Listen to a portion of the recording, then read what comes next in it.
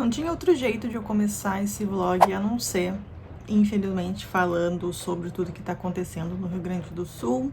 Para quem tá perdido, o que eu duvido muito, desde o início de maio, o Rio Grande do Sul vem sofrendo a maior tragédia climática do estado e também a maior tragédia climática do Brasil. Já são 27 dias com chuva, enchentes em várias cidades completamente devastadas, vias bloqueadas, aeroporto alagado. Porto Alegre realmente está isolada do Brasil. Os meios para chegar aqui estão bem difíceis, mas aos poucos as coisas estão indo. Mas o clima ele não tem melhorado, inclusive enquanto eu tô gravando agora esse take, né, tá chovendo. Ontem, se eu não me engano, o governador emitiu uma nota que está por vir, né, um ciclone tropical. Então, assim, gente, eu nem sei a que pé eu conto pra vocês, sabe? Tô bem perdida. Eu fiquei todos esses tempo sem produzir conteúdo, não tendo cabeça, ou produzir o básico do básico para manter algumas coisas. Mas eu preciso seguir, né? Não posso deixar isso abalar o meu psicológico, apesar de ser um psicológico que se abala facilmente com essas coisas, mas tem que ser forte, né? A gente tem que ter coragem e continuar, porque, querendo ou não, esse é meu trabalho, produzir conteúdo, e eu preciso, né, me sustentar. Aproveitando também, eu queria pedir que vocês não deixem que o que está acontecendo aqui no Rio Grande do Sul caia no esquecimento, sabe? Porque depois que passa a primeira semana ali, que foi realmente um caos, né? As pessoas tendem a esquecer, mas aqui continua tendo diversos abrigos, tem mais de 600 mil pessoas desabrigadas, sem as suas casas, então é muita gente. Se eu não me engano, 156 pessoas morreram nesse desastre, mas tantas outras ainda estão desaparecidas. Tem ainda cidades, bairros inteiros ainda debaixo d'água, então a água não baixou. O Guaíba ainda está acima da cota máxima dele. E o fato de não parar de chover faz com que ele oscile muito, sabe? Ele sobe, desce, sem contar a incompetência, né, dos nossos governantes, tanto o prefeito de Porto Alegre quanto o governador, em que pouco fizeram. Inclusive a última foi que eles retiraram a comporta de algum ponto, eu acho que foi lá perto do cais, e eles tiraram a comporta para a água sair da cidade. Só que o que aconteceu? Não deu tempo deles colocar a comporta de novo e começou a chover e o Guaíba começou a subir de novo, ou seja, não tinha mais a barreira da comporta para segurar um pouco a água de entrar na cidade. O que aconteceu? Entrou água na cidade de novo. Enfim, gente, mas para atualizá-los, eu estou bem, na medida do possível, minha família também. Em todo esse tempo nós estivemos seguros, nenhuma pessoa próxima da minha família foi afetado diretamente, a não ser coisas básicas como ficamos, se eu não me engano, fiquei acho que 10 dias sem água, meus pais também sem água e sem luz, mas tirando isso, a gente foi se virando como pode, sabe? Eu produzi alguns conteúdos lá pro meu Instagram, tanto falando um pouco sobre as pessoas que estão na linha de frente ajudando, né, em tudo isso, e também eu fiz um post indicando várias ONGs animais, porque, gente, os animais também são muitos que estão sem seus tutores, estão abandonados, estão em condições de maus tratos. Gente, sério, é muito animal. Então eu organizei um post só com ONGs que estão fazendo essa organização em relação aos animais. São mais de 10 mil animais, então, desabrigados, né, resgatados. E para manter esses 10 mil animais, as doações precisam vir. E não só doações de ração, comida, cobertores, caminhas, pallets, coisas que precisam, mas sim de voluntários também, porque, como eu disse, depois que passa a primeira semana, os voluntários, eles precisam seguir a sua vida, eles precisam voltar a trabalhar, eles precisam, enfim, fazer outras coisas, né, porque são voluntários, e acaba esvaziando esses locais que precisam de muitas dessas pessoas. Então, quem for do Rio Grande do Sul e tiver condições, eu acho interessante também se voluntariar para esse tipo de serviço. Eu, inclusive, estou pensando em fazer isso. Eu vou ver com uma amiga minha que ela sempre defendeu, assim, a causa animal. Eu vou ver com ela para ver se a gente consegue ir lá em Canoas, né, na Universidade da Ubra, para ajudar de alguma forma. Atualizado sobre isso, gente, eu tinha um monte de conteúdo para postar em maio. Inclusive, para quem me segue no Catarse, se você não conhece, eu tenho um clube no Catarse, então, e lá eu compartilho com os meus apoiadores todos os conteúdos, né, o cronograma de vídeos e conteúdos que vão sair ao longo do mês. Eu lembro que eu comentei com eles super feliz que maio ia ser um mês legal, que eu tinha conseguido colocar algumas coisas em dia, que eu ia produzir bastante vídeos e aconteceu tudo que aconteceu. Então, mais uma vez, atrasou tudo. Então eu vou tentar aos poucos fazer isso, correr atrás, né, do tempo perdido. Começando então por esse vlog, né, que serve como atualização também para falar sobre esse assunto, mas eu nem me lembro a que pé está esse vlog. Então vocês vão ver uma Joyce do passado, tá? Porque a partir do começo da tragédia pro futuro, eu gravei pouquíssimas coisas, tá? Então vocês vão ver agora o que aconteceu antes disso, do que eu tava fazendo, e depois eu volto então para falar sobre o que eu andei lendo, né, nesses dias.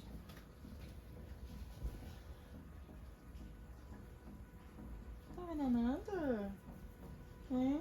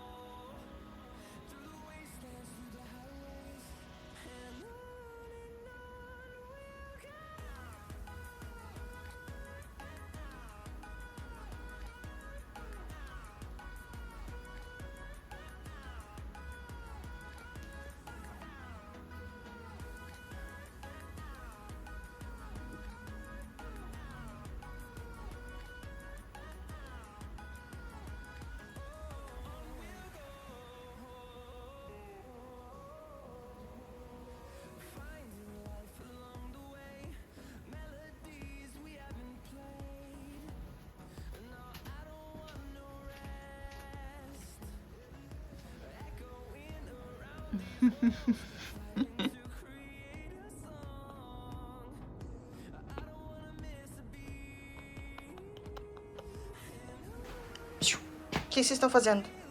Hein?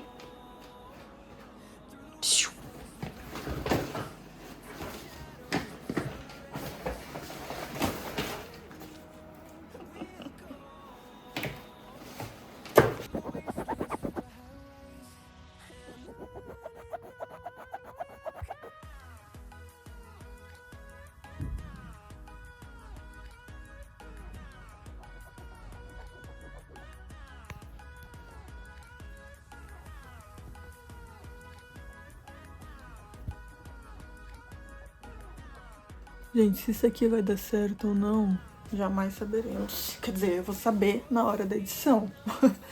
Mas vamos lá, eu tô gravando em cima da cama e tem um gato caminhando pra lá e pra cá. Então vocês vão ficar um pouco assim, ó. É meu filho. Ai, vamos te mostrar aqui. Olha como tu tá bonitinho, enorme que tá. Tá, não pode muito. Gente, resolvi que eu... Resolvi não, já resolvi e já li parte dele, tá? O Grimório dos Destinos Sombrios, certo? O que aconteceu com esse livro? Eu recebi ele num box ano passado e eu fiquei muito interessado com a sinopse, tá? Eu vi que ele era escrito por 18 autores, então já fiquei assim, ó, quero. Eu já tinha visto esse livro numa lista do Goodreads no ano passado. Agora eu não vou me lembrar a lista certinha, mas quando eu vi a sinopse eu achei interessante e era um dos livros que ia chegar no Brasil. No fim, acabou chegando pela Noverso dos livros, com essa capa que eu acho linda, tá? É igual a capa gringa. E agora que eu vi, que eu não sei como, eu consegui estragar meu livro. Provavelmente foi um gato. Ó, será que dá pra ver? Ó, acho que alguém meteu a unha aqui, ó, e tirou um naco do meu livro. Puta que pariu, sabe?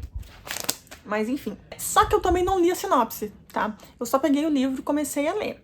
Daí... entendi que é um livro Dark Academy tá? Onde a gente vai ter uma escola de magia. Tem nome a escola, peraí. Academia Galileu para Pessoas Extraordinárias. Essa academia, ela passou por algumas mudanças recentemente. E uma das mudanças principais é que agora ela é uma academia itinerante, sim. Então ela viaja por lugares do mundo diferente, que eu achei o máximo. E agora eles vão passar a aceitar qualquer tipo de pessoa. E aqui, essa decisão, enfim, é uma decisão muito brusca no meio deste mundo mágico aqui. E acabou de quebrar alguma coisa, mas acho que não foi aqui em casa. Deixou algumas pessoas desgostosas. Uma dessas pessoas desgostosas é o professor de História da Magia, que se chama Septimus Dropworth. Gente, é bem uma pegada Harry Potter, assim, tá? Claramente é muito inspirado. Tipo, o Septimus é tipo Severus, que não gosta muito dos meio-sangues, sabe? É meio-sangues que fala? Os meio-trouxas? Enfim, não gosta desse pessoal que é puro bruxo, entendeu? Que é filhos de bruxo com humanos, enfim. O que acontece? Esse Septimus, ele já não tem uma reputação muito boa ali na escola, mas o que acontece com ele? Ele vai aparecer assassinado. Sim, ele, que era a principal oposição dessa mudança, vai aparecer assassinado e tem um bilhete na mão, muito misterioso. E a partir disso, a gente vai acompanhar 18 alunos dessa escola, 18 alunos dessa escola, alguns envolvidos com isso, alguns investigando, enfim, todos vão estar no meio dessa investigação de assassinato do do professor Septimus, tá? Gente, é uma leitura que com certeza vai agradar muitos leitores jovens, tá? Eu acho que tem uma pegada muito Harry Potter, muito interessante, mas tem alguns poréns aqui que eu acho que acabam complicando essa história. A gente tem aqui 18 mãos escrevendo uma história, que é simples, mas complexa, tá? A gente tá falando de uma história de investigação, de solucionar um mistério. Então, não dá para deixar muitos ganchos assim, não dá para deixar muitas pontas soltas, tudo tem que fazer um sentido no final, né? E eu acho que quando a gente tem 18 pessoas envolvidas num projeto, isso é muito difícil. Até porque eu entendi que não existe um organizador, sabe? Eu acho que os autores iam pegando a história e iam escrevendo, talvez, enfim, isso eu tô achando pela experiência que eu tive, mas pode ser que tenha rolado de uma forma diferente essa organização. Mas, como cada autor escreve um personagem, as coisas acabam ficando muito complexas, a história acaba ficando mais longa do que deveria. Alguns personagens ali não tem tanta importância quanto os outros. Ficou um pouco aquém, assim, na minha opinião. Eu não sei se é porque eu estava com muitas expectativas ou se realmente é um livro fraco, assim, sabe? Não sei. Pode ser que eu não seja mais o público-alvo, né? Porque é um plot realmente muito interessante. Eu esqueci de falar, mas a história toda se passa em 20 horas. Sabe? Então é para ser uma coisa bem dinâmica, assim, de muita coisa acontecendo, assim, uma atrás da outra. E em alguns momentos eu achei até, inclusive, enfadonho, assim, sabe, de ler. Mas assim, diagramação, bem legal, sabe? Tem muitos detalhes. Olha que bonito. Muitos detalhes sobre a escola. Pela ambientação é fácil de entrar nessa história, a gente entende tudo. É só essa questão ter ficado mais complexo do que deveria. E a questão do mistério é que a gente vai conhecendo ali um pouco mais de cada um dos alunos, qual eram seus envolvimentos com o professor Septimus, se o professor gostava desse aluno, se existia alguma rixa entre os alunos também, que pode ter ocasionado algum conflito ali com o professor, né? Porque o professor tinha os seus protegidos também. É bem interessante, assim, é bem interessante. Então, em resumo, essa foi minha experiência com o Grimório dos Destinos Sombrios, tá? Acabei não curtindo tanto, mas também não foi uma leitura, assim, em vão. Gostei de conhecer ela, não sei se ela vai ficar comigo por muito tempo, mas mesmo assim, foi lido, foi concluído. Acho que vai agradar bastante o público jovem. E agora, como eu tô nessa pegada de thriller, investigação, eu não sei se eu pego um livro aqui que chegou recentemente que eu quero muito ler, que é do mesmo autor de A Paciente Silenciosa, sabe? Acho que de repente eu vou tentar pegar algo agora que desvie um pouco a minha mente, que prenda a minha mente, sabe? Preciso de algo que me prenda.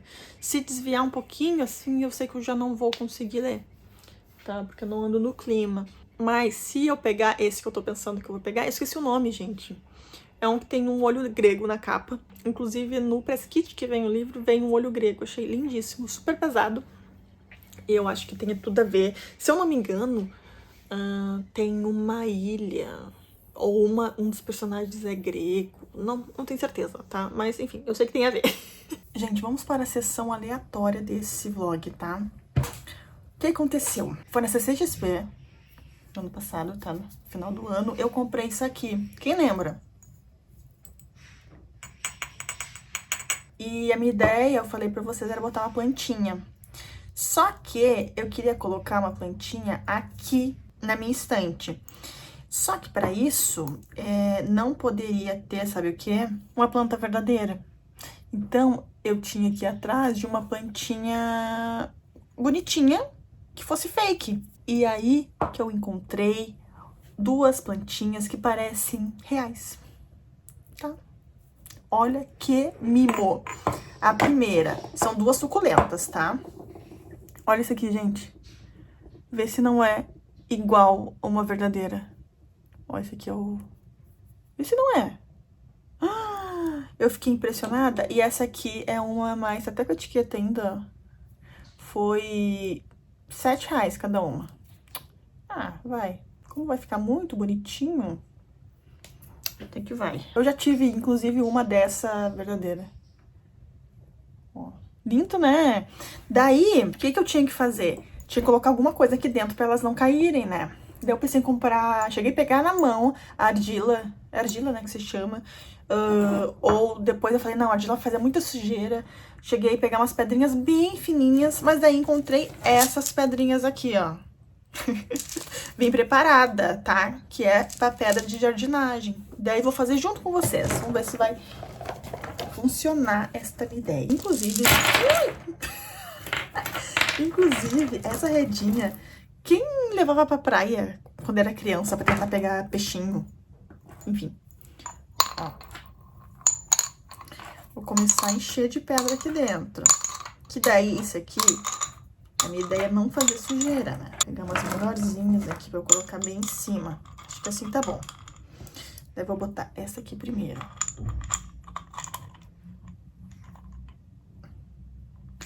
Olha. Deixa eu virar aqui. Nem aparece quase, mas... Ai, gente, tô apaixonada. Deixa eu fazer no outro.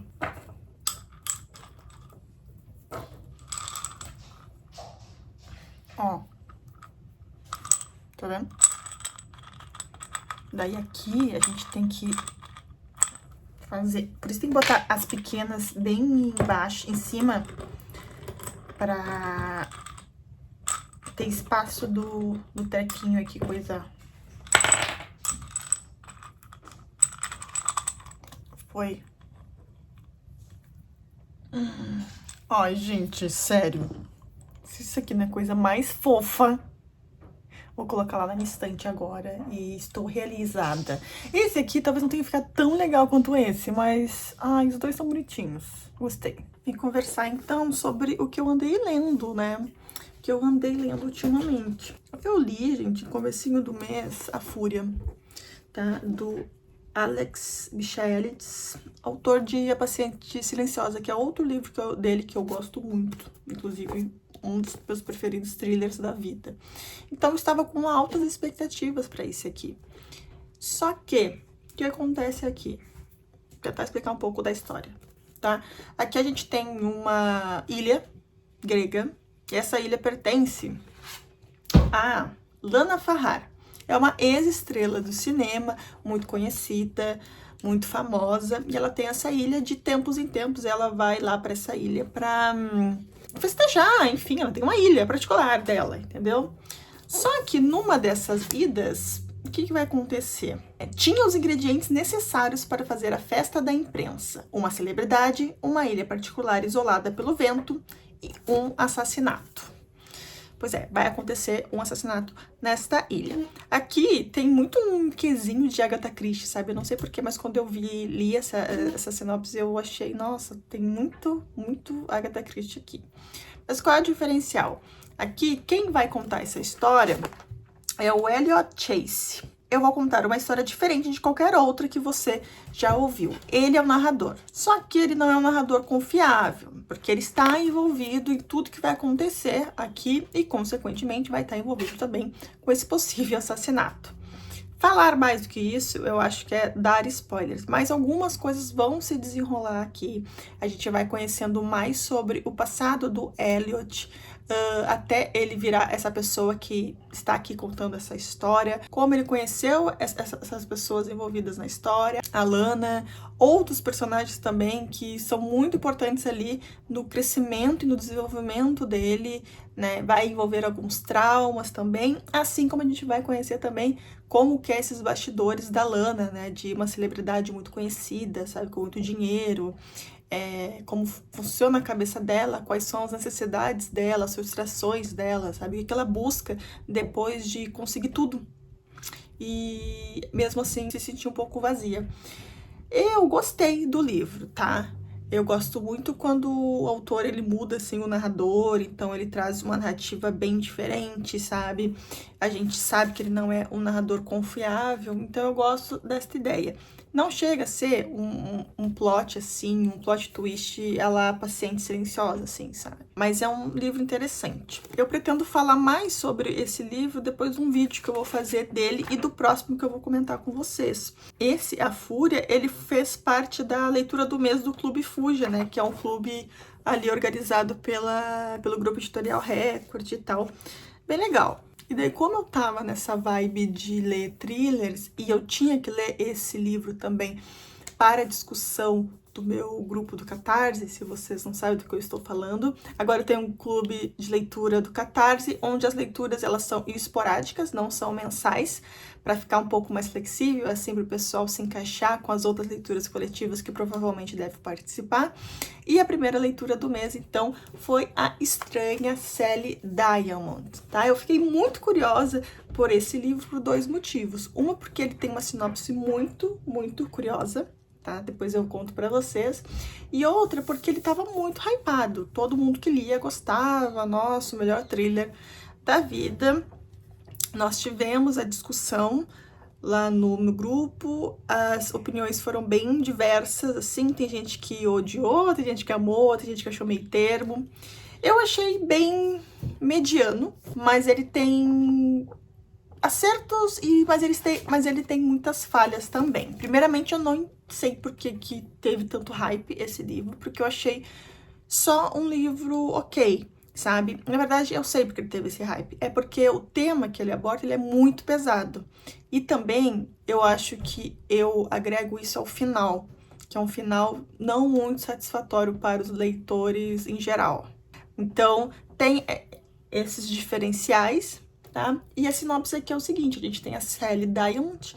A Sally, ela é uma mulher dos seus 40 e poucos anos ali, que vive sozinha, isolada, numa casa bem afastada ali do vilarejo dela, junto com um pai que já está muito doente. E esse pai era um renomado psiquiatra, né, muito conhecido, mas agora ele já está no fim da vida e está prestes a morrer.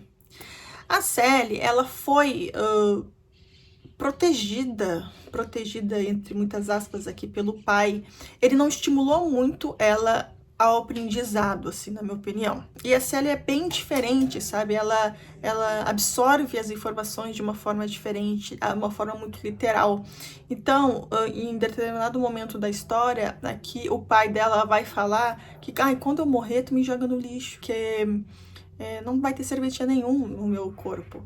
E quando ele morreu, ela faz isso. Literalmente pega ele, coloca ele lá em sacos de lixo e leva pro celeiro e Botafogo. Só que o que vai se desenrolar a partir da morte do pai dela? O pai dela vai deixar algumas cartas ali que ela tem que ler, outra pessoa vai chegar para ajudar ela em todas essas questões, de explicar para ela por que aquilo está errado, obviamente que tiver que chamar daí a polícia, ML, né, porque não é assim que se trata um corpo, obviamente.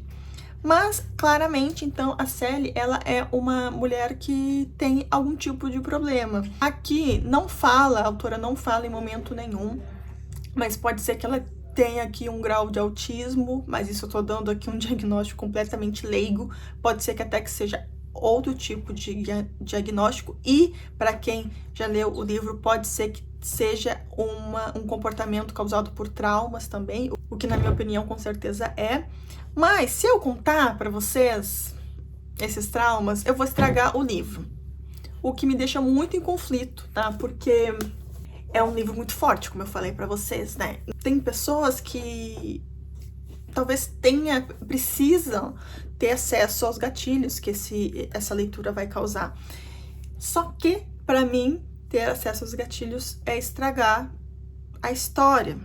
Eu não tenho problemas com gatilhos, então para mim isso seria um problema. Mas eu sei, entendo que para quem tem problemas com alguns tipos de violência e tal, pode ser algo muito traumatizante, vai fazer a pessoa reviver as coisas. Então, enfim, eu fico um pouco em conflito quanto a tudo isso. Mas a minha dica é, quem não tem problemas com gatilhos, leia sem saber muito da história, mas quem tem problema, procura os gatilhos e daí você decide se pretende ler ou não.